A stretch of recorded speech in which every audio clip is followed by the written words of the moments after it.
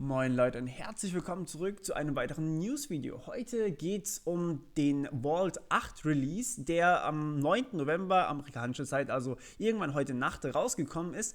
Und ja, dabei handelt es sich um das Projekt Hive von der CIA wieder mal. Was jetzt hierbei passiert ist, ist relativ interessant. Hier könnt ihr übrigens zum Repository wechseln und das ganze Ding auch selbst runterladen und euch mal genauer angucken. Um was es dabei geht, ist Folgendes. Und zwar: die CIA wollte natürlich Malware runterladen auf diverse Rechner. Das sind die sogenannten Implanted Hosts hier. So, die Grafik ist übrigens super gut. Die kann man sehr, sehr gut verwenden. Vielen Dank dafür, WikiLeaks.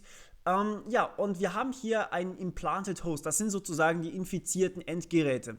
Was man jetzt allerdings braucht, damit man mit diesen Hosts richtig kommunizieren kann, sprich man will ja irgendwelche Sachen ausführen, also irgendwelche, keine Ahnung, Botnet-Aufgaben oder Spionageaufgaben oder sonst irgendwas. Und dazu muss man irgendwie die Kommunikation so gestalten, dass sie nicht als verdächtig eingestuft wird. Und dieses nicht als verdächtig eingestuft werden, das ist gar nicht mal so leicht heutzutage. Es gibt nämlich sehr, sehr viele Techniken, die das rausfinden. So, und was jetzt die CIA in ihrem Projekt Hive, nochmal ganz kurz der Name, in ihrem Projekt Hive getan hat, ist Folgendes. Die haben tatsächlich ein eigenes, beziehungsweise eine eigene Domain für jeden infizierten Host registriert. Das heißt, irgendeine Domain, wie zum Beispiel perfectlyboringlooking.domain.com, also irgendwelche komplett unnötigen Namen, die sogar richtig funktioniert haben. Das heißt, wenn man die angewählt hat, dann wurde einem irgendwas furchtbar Langweiliges präsentiert und niemand hat das Ganze gemerkt. Und damit konnte man natürlich jetzt auch ein Zertifikat beantragen. Dazu komme ich aber gleich nochmal. Das heißt, man konnte die Kommunikation einfach als normale Webseitenkommunikation darstellen. Und das fällt natürlich dann einfach nicht mehr auf. Das ist ja dann eigentlich authentifizierter, Kontakt und da kann eigentlich nichts mehr passieren. Ist ja ganz nett und schön soweit. Aber das Problem ist trotzdem immer noch, wie konnte die Domain, das heißt also wie konnte zum Beispiel perfectlyboringlooking.domain.com das Ganze unterscheiden von einer normalen Stelle, die jetzt hier zufällig auf diese Domain geht. Das Ganze haben sie so gemacht, und zwar sie haben diesen Optional Client Authentication Header benutzt, und das Ding sagt, man kann sich registrieren oder man kann sich authentifizieren, man muss aber nicht. Und das Ganze sieht immer noch wie ganz gewöhnlicher Traffic aus. Das heißt, es fällt überhaupt nicht auf.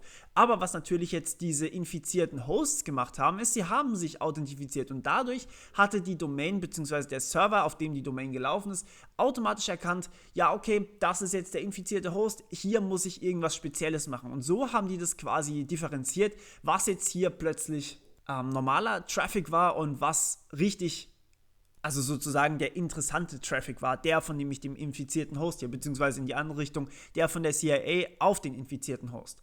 Ja, und dann sind sie sogar noch einen Schritt weiter gegangen, und zwar wurde nicht einfach nur dieser Traffic von der perfectlyboringlooking.domain.com genommen, sondern man hat tatsächlich ein Zertifikat ausgestellt, ein Fake, also ein gefälschtes Zertifikat für zum Beispiel die Antivirenfirma Kaspersky Lab.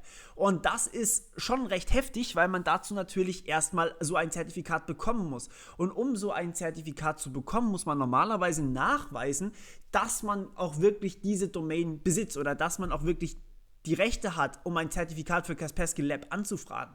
Und das ist natürlich relativ selten der Fall. Dadurch sieht natürlich auch der Traffic von so einem infizierten Host super solide aus. Das heißt, es ist ganz normaler Traffic, der sogar zu einer sehr seriösen Firma wie zum Beispiel Kaspersky Lab rübergetragen wird, und da wird es natürlich dann auch einfach nicht mehr erkannt. Die Firma, die die Zertifikate ausgestellt hat, ist tatsächlich wieder mal logischerweise eine Certificate Authority, und zwar hier diese Firma,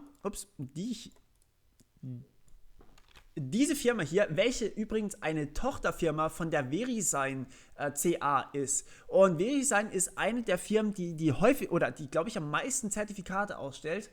Oder zumindest eine davon. Ja, und jetzt ist natürlich immer noch die Frage, wie zur Hölle haben die das gemacht, dass sie diese Fake-Zertifikate hier raufbekommen haben, beziehungsweise dass sie Fake-Zertifikate überhaupt ausgestellt bekommen haben.